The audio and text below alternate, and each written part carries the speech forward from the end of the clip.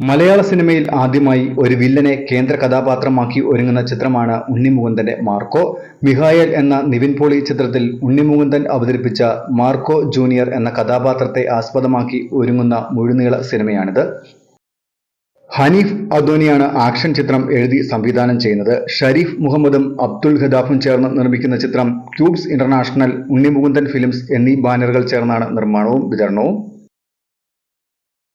ചിത്രത്തിലൂടെ അഭിമന്യു തിലകൻ മലയാള സിനിമയിലേക്ക് ചുവടുവെക്കുകയാണ്.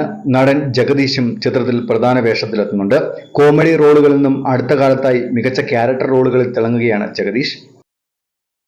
നേര്, ഓസ്ലർ, ഗരുഡൻ, ഫാമിലി തുടങ്ങിയ സമീപകാല സിനിമകളിലെ ജഗദീഷിന്റെ കഥാപാത്രങ്ങൾ ശ്രദ്ധിക്കപ്പെട്ടിരുന്നു.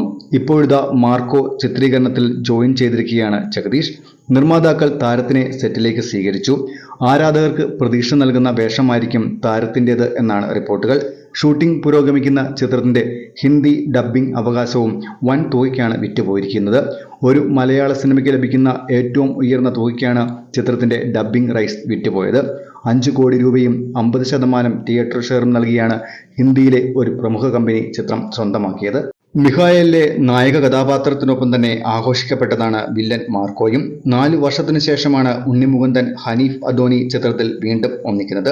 മിഖായേലിലെ ഉണ്ണിമുകുന്ദന്റെ കഥാപാത്രത്തിന്റെ പേര് മാർക്കോ ജൂനിയർ എന്നായിരുന്നു. 30 കോടിയാണ് ചിത്രത്തിന്റെ ബഡ്ജറ്റ്.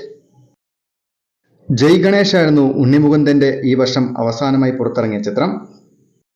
മലയാള സിനിമയിലെ പുത്തൻ വാർത്തകളും വിശേഷങ്ങൾക്കുമായി ഈ ചാനൽ സബ്സ്ക്രൈബ് ചെയ്യുക. മറ്റൊരു വീഡിയോയുമായി വീണ്ടും കാണാം. നന്ദി.